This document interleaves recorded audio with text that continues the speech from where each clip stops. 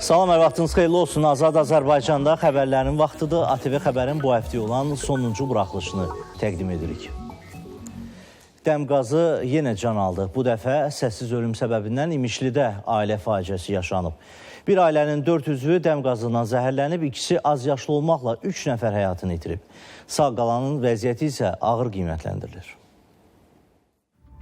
Faciə İmişlinin Bəhrəmtəpə qəsəbəsində Vasif Azadova məxsus fərdi evdə yaşanıb. Bir ailənin 4 üzvü gecə saatlarında yuxuda olduqları zaman dəm qazından zəhərləniblər. Onlardan ana Mehriban Azadova, eləcə də 2 az yaşlı övladı Məhəmməd Azadov və Fatimə Azadova yaxınları hadisədən xəbər tutana qədər boğularaq həyatlarını itiriblər. Vəfat edən ana Mehriban Azadovanın atası onlara zəng edib ancaq cavab verən olmayıb. O nigaran qaldığı üçün qızının yaşadığı evə yollanıb. Hadisədən də bu cür xəbər tutub. Uşağın atası zəng edib bugün.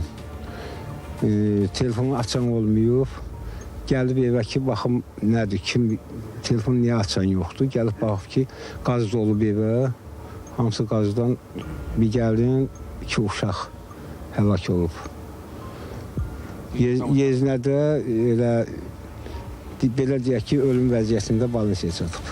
Ailə faciəsində yeganə sağ qalan 36 yaşlı ailə başçısı Vasif Azadov isə İmişli rayon mərkəzi xəstəxanasına yerləşdirilib. İmişli rayon mərkəzi xəstəxanasının acil şöbəsinə 2 cinsli 1989-cu il təvəllüdlü xəstə kəskin dəm qazı zəhərlənməsi ilə daxil olmuşdur. Xəstəyə ilkin tibbi yardım göstərilmiş, xəstənin vəziyyəti ağır olduğu üçün reanimasiya və intensiv terapiya şöbəsində yerləşdirilmişdir. Bildirilir ki, xəstənin vəziyyəti ağır olaraq qalır və intensiv müalicə davam etdirilir.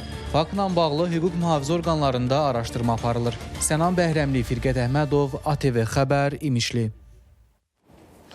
Dövlət Sosial Müdafiə Fondunun 3 saylı Şəki-Zaqatala regional filialının direktoru Turan Əsədovun Qaxda piyadanı vuraraq ölümünə səbəb olması ilə bağlı fond məlumat yayıb. Məlumata görə hadisə Turan Əsədov iftardan qayıdarkən baş verib. Turan Əsədov xidməti avtomobili ilə Şəki rayonundan iftardan qayıdarkən Qax rayonunun Güllü kəndindən keçən avtomobil yolunun qaranlıq hissəsində dayanan Natiq Həsənovu vuraraq qəza törədib. Hadisədən dərhal sonra Turan Əsədov onu avtomobilinə qoyaraq Zaqatala rayon diaqnostika mərkəzinə çatdırıb. Lakin həkimlərin bütün səylərinə baxmayaraq həmin şəxs vəfat edib. Hazırda hüquq mühafizə orqanları tərəfindən müvafiq araşdırma aparılır. Ucar Zərdab avtomobil yolunun Ucar rayonunun Qarabörk kəndindən keçən hissəsində qəza baş verib. Qarabörk kənd sakini İsrail Hüseynovun idarə etdiyi Mercedes markalı mink avtomobili ilə həmkəndlisi Mürşid Orucovun idarə etdiyi traktor toqquşub. Hadisə nəticəsində ağır xəsarətləri alan bir nəfər şəxs Göyçay rayon mərkəzi xəstəxanasına aparılıb, fakt araşdırılır.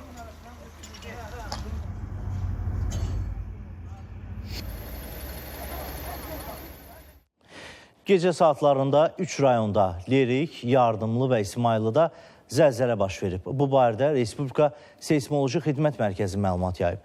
Bildirilib ki, İsmayılı rayonunda saat 04:01-də zəlzələ qeydə alınıb. Pirqulu stansiyasından 15 km şimal-qərbdə qeydə alınan zəlzələ 3,7 magnitudada olub. Zəlzələ ocağı yerin 43 km dərinliyində yerləşib. Həmçinin saat 07:49-da Yardımlı stansiyasından 11 km cənub-qərbdə Lerik rayonunda da zəlzələ qeydə alınıb. Zəlzələ episentrdə 4, Lerik, Yardımlı və digər rayonlarda 3-4 bala qədər hiss olunub. Yerli vaxtla 07:49-da qeydə alınmış yeraltı təkanların ocağı 15 km dərinlikdə yerləşib. Bugündən etibarən ölkə ərazisində duman müşahidə olunacaq. Milli Hidrometeorologiya Xidmətindən bildirilib ki, bu gecədən ayın 14-nədək Bakıda və Abşeron yarımadasında eyni zamanda əksər bölgələrdə hava fasilələrlə dumanlı olacaq. Dumanlı hava şəraiti ilə əlaqədar bəzi yerlərdə əsasən magistral avtomobil yollarında görünüş məsafəsinin 300-800 metrədək məhdudlaşacağı ehtimal var. Bərdədə qəbristanlıqda yanğın olub. Yanğın hadisəsi rayonun Kətəlparaq kəndi qəbristanlığında baş verib. Əraziyə Fövqəladə Hallar Nazirliyinin yanğından mühafizə hissəsinin yanğın söndürən maşınları cəlb olunub. Yanğın söndürülüb. Yanğın nəticəsində qəbristanlıq ərazisində 160 kvadrat metr sahədə quru ot, kolkos və qamışlıq yanıb. Məzar daşlarının bəzilərinə ziyan dəyib. Ətraf ərazilər yanğından mühafizə olunub. Yanğının hansı səbəbdən və ya kimlər tərəfindən törədildiyi hələlik məlum deyil. Faktla bağlı araşdırma aparılır.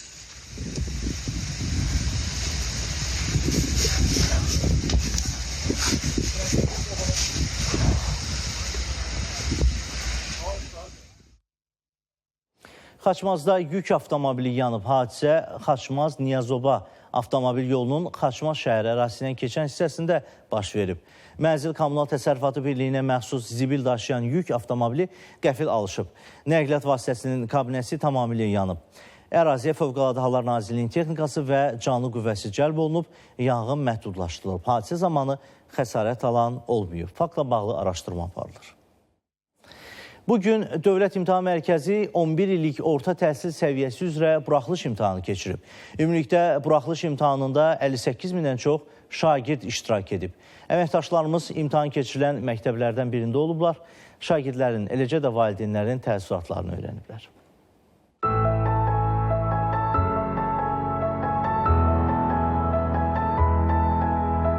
Kimisi övladını, kimisi yaxınını imtahana yola salıb. Məktəblərdən birinin ərazisinə addım attığımız andan etibarən valideynlərin və doğmaların həyəcanı göz qabağında idi. Sınaqlardan yaxşı bal toplayıb, həmişə 250-dən yuxarı toplayıb. İnşallah indi də keçən həftənin nəticələrinə baxanda, yəni 300 bal gözləyirəm. Qardaşım qızını gətirmişəm. O bir imtahanlarını yaxşı keçir, bundan da yüksək bal alacağını inanıram. Oğlum birinci qrupa hazırlaşır, gözləntilərimiz böyükdür. Sınaq imtahanlardan yaxşı bal toplayırdı. Və budur, artıq 11-ci sinif şagirdləri bir-bir imtahandan çıxmağa başlayır. Bəziləri həyəcanlı, bəziləri sevinclidir. Elə onları qarşılayan doğmaları kimi. Bugün 11-ci sinif şagirdləri üçün bir qədər həyəcanlı gündür desək yerinə düşər. Çünki 11-ci sinif şagirdlərinin buraxılış imtahanı keçirilir. Elə biz də imtahan keçirilən məktəblərdən birindəyik və artıq imtahan başa çatıb, şagirdlər məktəbi tərk etməyə başlayıb. Qeyd edim ki, buraxılış imtahanlarında 58 mindən çox şagird iştirak edib.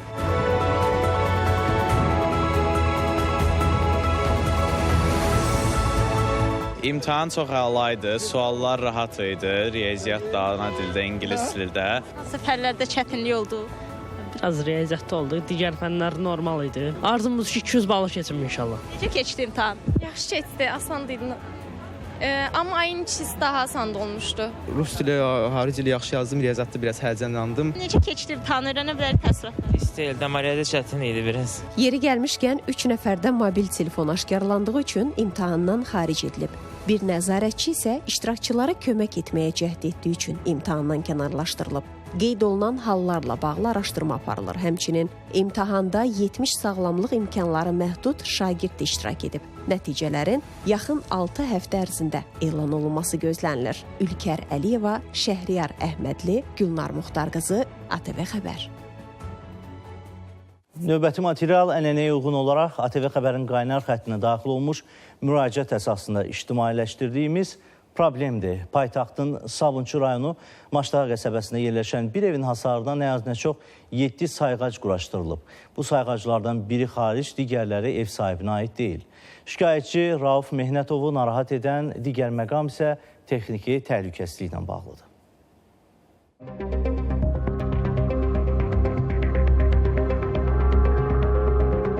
Bir evin hasarına təxminən 7-yə yaxın qaz sayğacı quraşdırılıb. Təbii ki də bu qaz sayğaclarının hamısı bu mənzilə aid deyil, bu ərazidə yaşayan digər sakinlərə aiddir. Maraqlıdır, bu qaz sayğacları nə üçün? Hər kəsin öz mənzilinə deyil, bura quraşdırılıb. Ev sahibini narahat edən digər məqam isə qaz sayğaclarına aid boruların necə gəldi çəkilməsidir.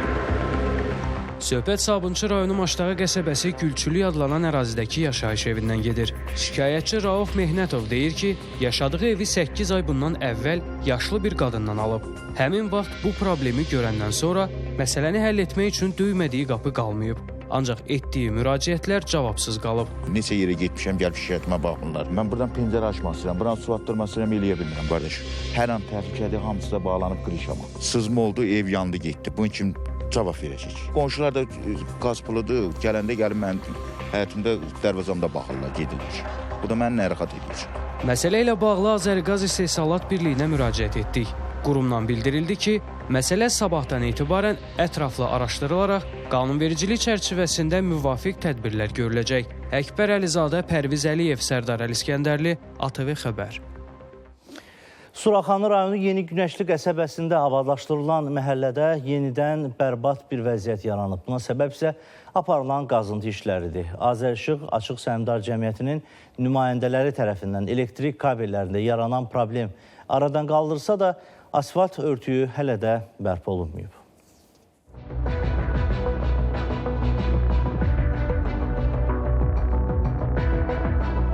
Suraxanı rayonu Yeni Günəşli qəsəbəsi Samir Cəfərov küçəsində bir müddət öncə abadlıq işləri aparılıb. Ancaq buna baxmayaraq Azərişıq Açıq Səhmdar Cəmiyyətinin əməkdaşları tərəfindən ərazidə qazıntı işləri aparılıb və işlər bu cür natamam vəziyyətdə saxlanılıb. Nəticədə isə həm piyadaların, həm də avtomobillərin hərəkətində çətinlik yaranır. Sakinlər deyir ki, ilk dəfə deyil bu cür problemlərlə üzləşirlər. Belə ki, elektrik kabellərində dəfələrlə problem yaranıb, amma məsələ tam həllini tapmayıb. Buna görə də tez-tez qazıntı işləri aparılır, asfalt örtüyü isə yenidən vurulmur. Beləcə, yollar da sıradan çıxır. Problemlə bağlı sakinlər aidiyyəti üzrə müraciət etsələr də qurumdan adekvat reaksiya görmədiklərini bildirirlər. Bir ay bundan öncə Azərişıq burada kabellər dəyişib və biz də xahiş eləmişik ki, bu örtüyü tez asfalt örtüyü etsinlər. Buna baxmayaraq bu məsələ hələ də həll olunmayıb. Hər kəsin burada maşını mütləq arxası bu asfalta dəyib sonra bu yolda keçməlidir. Ayda bir dəfə gəlirlər, qazırlar, gedirlər, təzədən bir də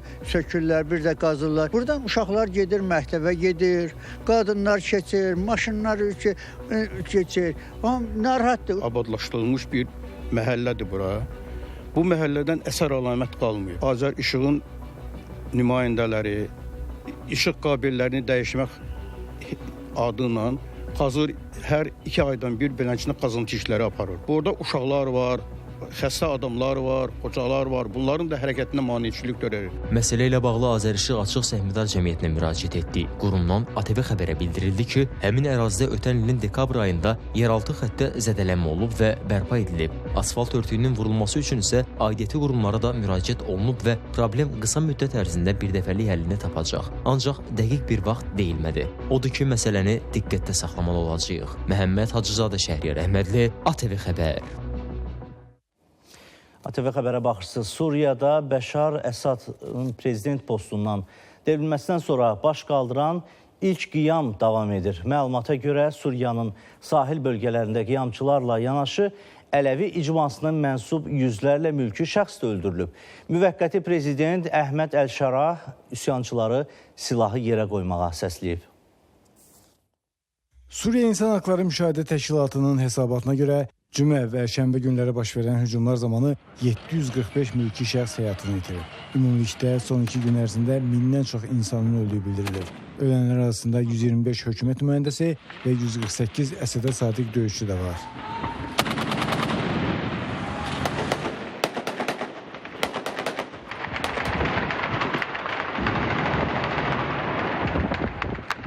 Laskiyədə yüzlərlə insanın zorakılıqdan qaçaraq Rusiya hərbi bazasına sığındığı, bəzilərinin isə Livana keçdiyi qeyd olunur. BMT-nin Suriya üzrə xüsusi nümayəndəsi Geir Pedersen mülki əhali arasında böyük itkilərin olması ilə bağlı narahatlığını ifadə edib və tərəfləri vəziyyəti daha da gərginləşdirəcək addımlardan çəkinməyə çağırıb. Suriyanın Müdafiə Nazirliyi və Təhlükəsizlik qüvvələri isə ölkənin Salyanı hissəsinə gedən bütün yolları bağlayıb. Hökumət bu addımı Cebla şəhərində, Laskiyə əyalətinin bir sıra bölgələrində və Tartus əyalətinin dağlıq ərazilərində silahlı toqquşmaların baş verməsi ilə əlaqələndirib.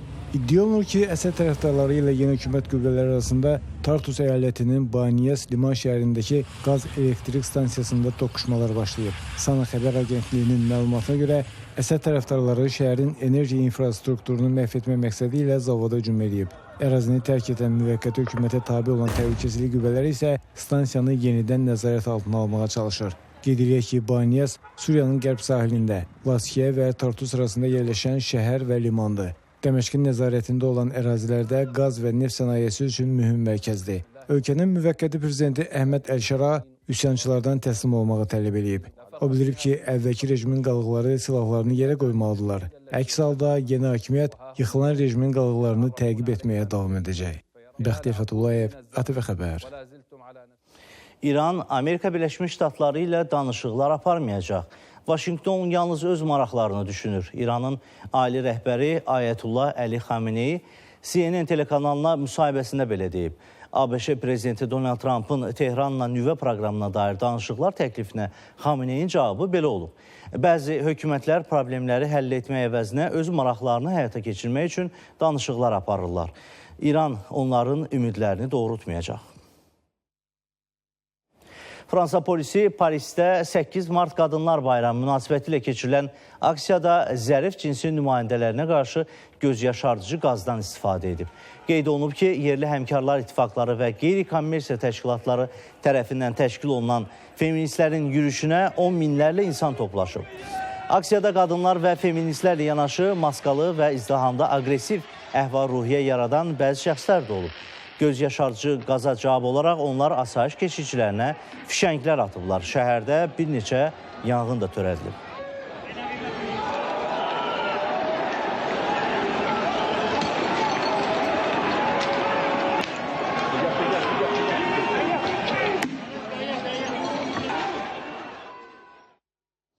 Amerika Birləşmiş Ştatlarının hökumət səmərəliliyi departamentinin rəhbəri, Tesla və SpaceX şirkətinin sahibi Elon Musk Ukrayna müharibəsi ilə bağlı qalmaqallı açıqlama verib. O, sosial şəbəkə hesabında Starlink rabitə sisteminin Ukrayna ordusu üçün həlledici rol oynadığını bildirib. Mənim Starlink sistemim Ukrayna ordusunun onurğa sütunudur. Starlink Ukrayna ordusunun əsas rabitə sistemidir. Əgər onu söndürsəm, cəbhə xətti dağılacaq, deyə Musk qeyd edib. PKK terror təşkilatının yaxın bir ay ərzində qurultay keçiriləcəyi və özünü buraxacağı gözlənilir. Türkiyə mətbuatının yazdığına görə qurultayın İraqın Süleymaniyə və ya Ərbil şəhərlərindən birinə keçiriləcəyi ehtimal edilir. İclasda təşkilatın xeyli sayda üzvü iştirak edəcək. Toplantının keçiriləcəyi yerdə təhlükəsizliyi İraq dövləti təmin edəcək. Qeyd edilir ki, terror təşkilatının narkotik vasitələr, silah və insan alverindən 40 milyard dollar məbləğində sərvəti var. PKK-nın bəzi üzvlərinin bu qazancdan əl çəkmək istəmədikləri üçün silahlarını yerə qoymaq məsələsinə müqavimət göstərə biləcəyi güman edilir. Eyni zamanda bildirilir ki, təşkilat ləğv olunandan sonra silahlar yığılacaq. Bunun üçün xüsusi mexanizm yaradılması gözlənilir. Bəli, bir farkı verir. Hərim rəci dövəcin şehid baran, şehid baran artıq. Və sonda insan övladı heç bir texniki inkişafın olmadığı zamanlarda təbiətlə, torpaqla daha iç-içə yaşayıb və həmişə təbiəti anlamağa çalışıb. Məhz bu səbəbdən günəşin, ayın, ulduzların hərəkətlərini diqqətlə izləyib və təbii prosesləri daha yaxşı öyrənmək üçün ilin müxtəlif dövrlərinə uyğun olan adlar fikirləşiblər. İlin hazırki çağını isə Bozay adlandırıblar. Qarşıdakı sujetdə niyə bu vaxtda Bozay deyiblər məsələsini araşdırmağa və aydınlaşdırmağa çalışmışıq. Fevralın 20-sində kiçik çillənin bitib, yeni çillənin başlandığı və martın 21-nə qədər davam edən müddətə qədimdən bu yana Bozay deyiblər. Bozaya bəzən yazın qırxlı çağı, alaçalpo, boz çillə, alaçillə, ağlar gülər, çıxçömbəl də deyirlər. Bu 30 gündə, yəni Novruz bayramına dək hava o qədər dəyişkən olur ki, bəzən sanki bir gündə 4 fəsli yaşayırıq. Hələ bugün istifadə etdiyimiz təqvim yaranmazdan əvvəl ulularımız ili təbii harmoniyasına görə müxtəlif dövrlərə bölüb və müxtəlif adlarla adlandırırlar. İçində olduğumuz dövrə isə Bozay deyirlər. Bozayın əsas xüsusiyyətləri isə odur ki, bir yanda Novruz gülü bənövşə açır, il təzələnir, digər yanda isə gördüyünüz kimi qar, şaxta hökm sürməkdədir. İnanclara görə ilin necə olacağı məhz boz ayın necə keçməsindən asılıdır. Boz ay həm də yeni ilin, fəslin, oyanışın, təbiətin bir başlanğıcıdır.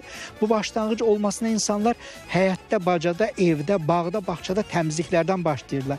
Şüşələr silinər, ləmpələr təmizlənər, bağ-bağça təmizlənir, ağaclar budanırdı. Başqa bir inanca görə isə ilin gəlişinin necə olacağını bildirən digər əlamət səməni mərasimidir. Səmənini qoyurdular, bir neçə gün sonra onun şirəsini sıxıb çıxarırdılar və bu şirəni bir neçə gün vamodda, yaz odunda qaynadırdılar.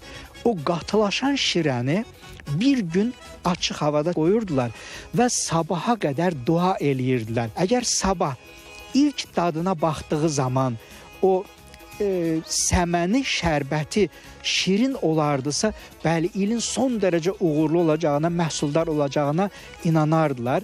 Min illərin süzgəcindən keçmiş bu adət-ənənələrin bir çoxu bugün unudulsa da, ulularımızın təbiətlə harmoniyasından yaranan bu əsatirlərin yaranış səbəbləri olduğu kimi qalıb. Bir xalq əfsanəsinə görə bozay cəmi 14 gün olur. Bozay inciməsin deyə o bir aylar ona hərəsi bir gün verir və nəhayət bozay olur 31 gün. İlin hər ayından gün aldığı üçün bozayda 4 fəsil müşahidə edilir. Hacı Ömər İsayev, Sənan Bəhrəmli, İlkin Mirzəyev, ATV Xəbər, Zaqatala. Bu sizə təqdim edəcəyimiz sonuncu sujet idi. Vaxtınız üçün təşəkkür edirik. Gələn həftə yenidən görüşmək ümidi ilə sağ olun, salamat qalın.